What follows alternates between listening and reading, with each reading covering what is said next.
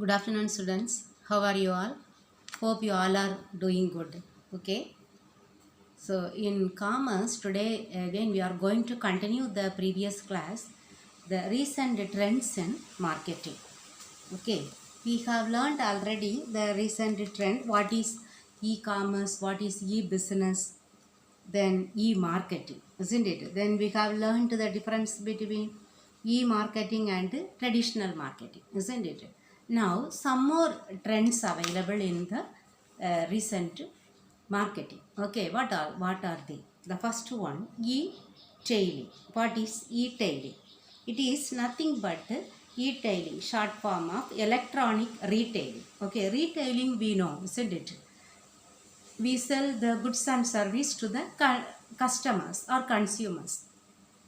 That is called retail. So here what is e-tailing? Electronic retailing, isn't it? Here also we sell goods and services, but not through that physical shop, but through a shopping website. Okay, that shopping website may be that through internet. Okay, or they may have one shop also, only one shop, but the business is done through internet. Here what we do in the physical shop, to attract the customers, they will display some of the things on the window, that is called window display. When you cross that shop, we will see the attractive design. They have displayed that sari or dress on for a doll, isn't it? So that is display. So they will show the product on the window display.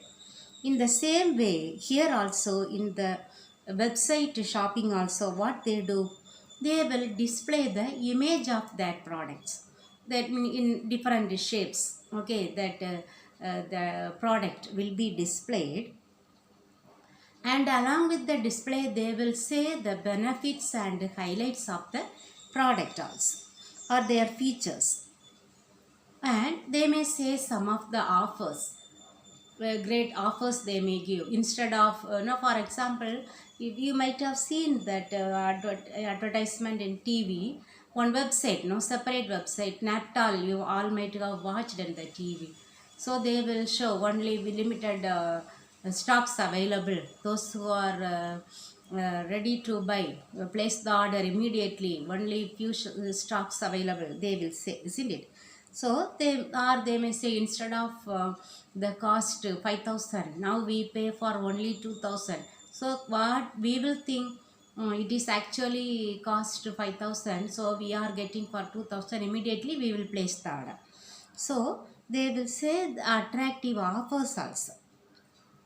In this way, they will attract the customers to place the orders or to buy the product. Okay. Then how the customers will pay for that product? They will pay through their debit card or credit card or any other electronic mode. Okay, Paytm, many are there available, isn't it? So in that way they will pay for the products. And how the customer receives the products? They will receive through courier. They will place the order along with their some details regarding their name, address, everything. So once they have received the amount, they will dispatch the order. They will send the product through courier. Okay, this e-tailing is a business to consumer transaction. That means directly the business people contact the consumers. That is B2C, business to consumer model. Then again we can say it is an online retailing. Electronic retailing is also called online retailing. Understood, students? Electronic retailing or e-tailing. Okay, that is electronic, or we can say online retailing also. Supplying goods and services or selling goods and services through a shopping website. Okay. Or they may have one physical store also. As they display in the physical store, here also they display on the in the online. That means the products will be highlighted about their features, benefits, and they may give some attractive offers also, by in order to attract the customers. Once the customers are induced by this advertisement, they will place the order. Okay, that is placing the order. Then the customer pays for the products through any electronic mode of payment, either through debit card or credit card or whatever be the mode of payment. Okay, but through only online payment. So we can call this as online retailing also, and it is a B2C transaction model. That means business to customer transaction model. Okay, understood students? Next we will learn the green marketing. Okay, from the name itself, green marketing, we should think of the products which are environmentally friendly. Okay, environmentally friendly products will be sold in this green marketing. That means it will not affect the environment. The environment is green only, we will say it is green, isn't it? Everywhere looks green. So here, what is this green marketing? That means the marketing of environmentally friendly products. Understand, it will not do any harm to the environment. Nowadays we have awareness, isn't it? So not only for the environment, it may not do any harm for the people, those who consume them, isn't it? Once corona has come, nowadays we have got the awareness of eating the products which have some immunity power. We have started to avoid eating the chemical tablets, isn't it? Because they may cause injury to our health. But if we take boiled water with ginger, then pepper, then lime, or simply if we say lemon tea, that is good for health, we think, isn't it? So that is just to make you understand. I have told you, okay, that what is green marketing, what is not environmentally friendly products. So this, that what they do, they will develop and promote the products and service which are satisfying the wants of consumers with quality. The quality must be there, and the price must be affordable, and it must be convenience for everyone, and very important, it may not do any harm to any people as well as the environment. Okay, those goods are sold to the consumers. That is called green marketing. Okay, so this marketing may be done in order to increase the awareness among the people regarding global warming. Okay, if we use that many car, very old car, that will affect the that will pollute the air. So in that way, global warming. Then non biodegradable solid waste, we may not use plastic bags. Okay, so all those things. Then if anything, do any having impact on the pollutants, if it pollutes the air or water or the land, it may not be sold.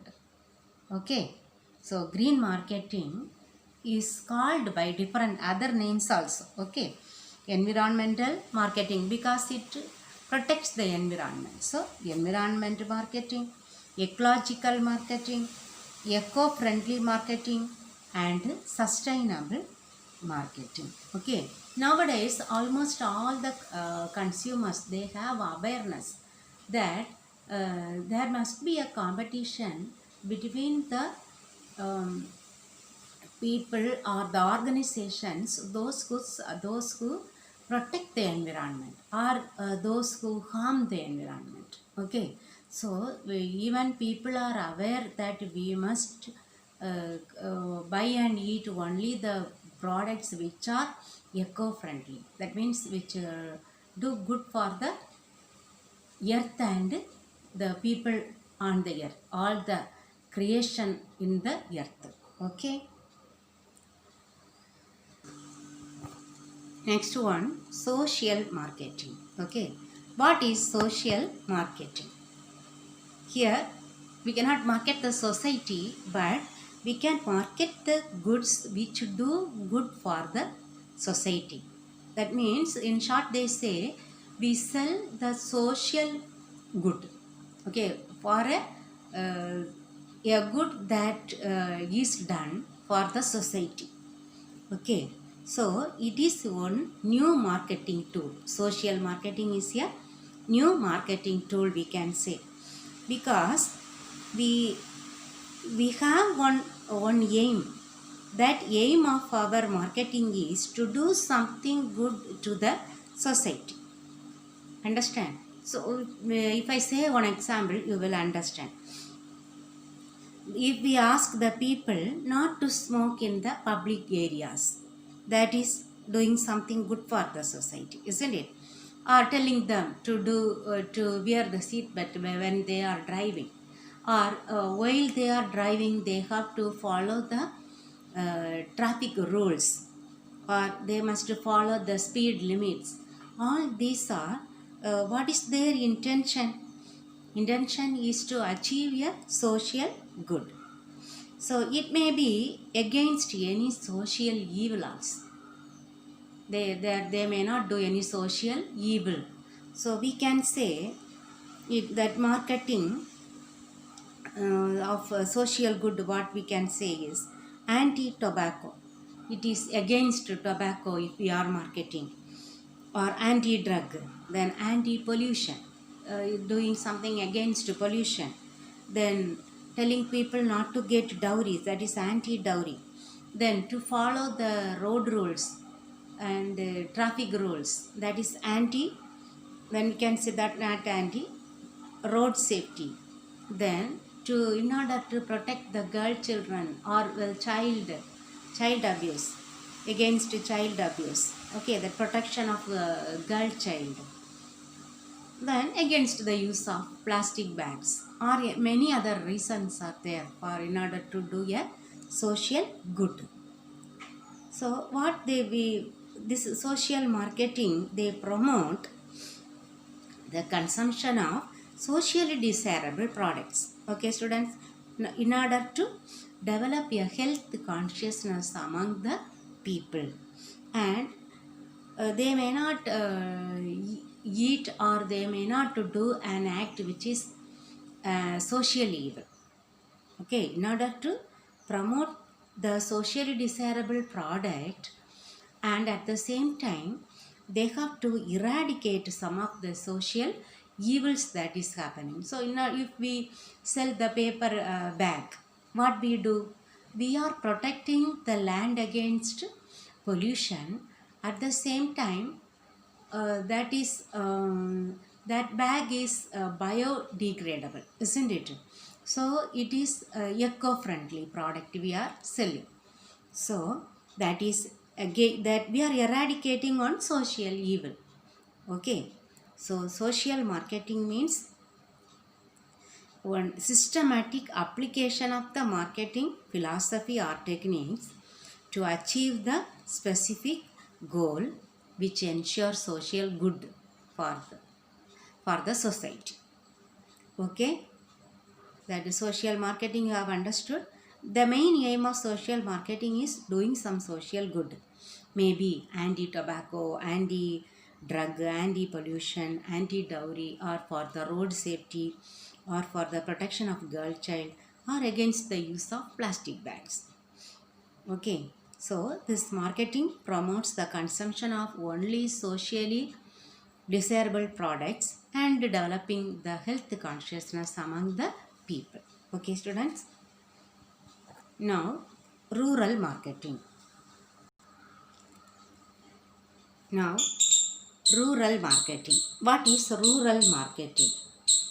We know rural areas, urban areas, isn't it? It is, they are promoting the rural development, or the marketing is done especially for the rural areas. They are doing the, or they exchange the goods and services with the rural customers. in order to satisfy their needs and wants. Okay, what they do in rural marketing, we can say it is a two-way process. Okay, how the inflow, the products will be brought inside the rural market, those products which are consumed by the rural people. We can say the example soap or detergent, then cosmetics, textiles, or other any that bakery items. Okay, eatables, that grocery items. All these items are used by the rural people, and from the rural market, that means the things will be transported to the urban areas. What things will be that taken to the urban areas, especially from the rural areas they may cultivate, isn't it?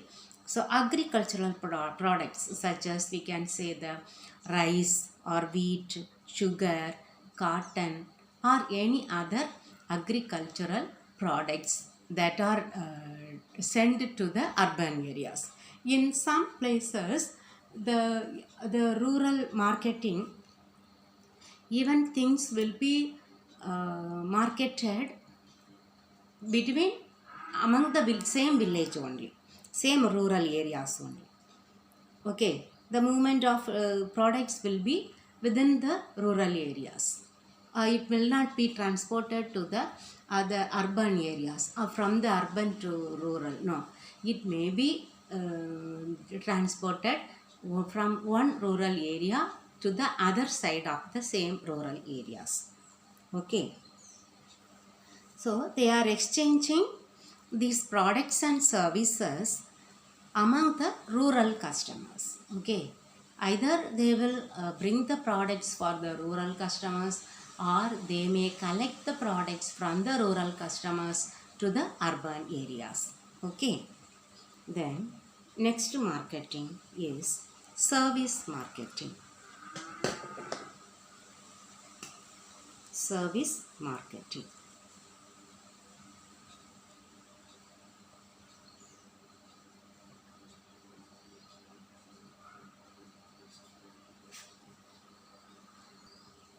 First, we should know what is a service. Service is any activity or one benefit that one party can offer to another party. Okay, that is called a service, isn't it? Service means one activity or benefit that is done by one party to another party. So here it is, this service we cannot see with our own eyes and we cannot touch, isn't it? So we can say it is intangible. Service marketing is intangible. We cannot, like rural marketing, people come and sell the goods, we cannot see them. Okay, service marketing. And here that ownership is also not changed, as it is done for the physical exchange or physical market. Okay, here the ownership is not changed, and we cannot separate the service from the service provider. With the service provider only they can do the service. There it is different, isn't it? That a physical exchange of goods, but we can say that one who provide the marketing can exchange that goods, but here the service cannot be handed over. Okay, that means we cannot separate the service from the service provider.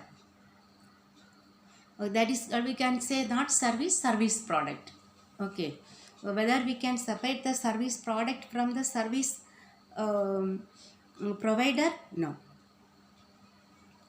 Then some of the example we can say the service provided by insurance companies, then financial institution, or by the doctors, the professionals, doctors, engineers, lawyers, they do some service. All these cannot be separated, isn't it? So we can say it is a specialized branch of marketing. The service marketing is a specialized branch of marketing. So here they sell one good, that is called service good. They assumed that physical good, it is differentiated as service good.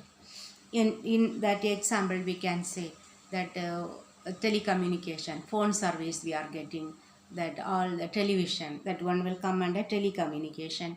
Then from the banks we get, okay, then insurance companies they provide.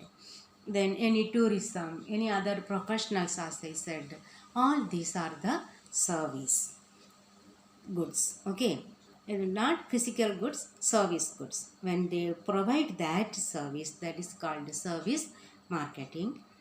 Here we cannot separate the service from the service product from the service provider, because it is inseparable and it is intangible. We cannot see with our own eyes and touch the service good, okay.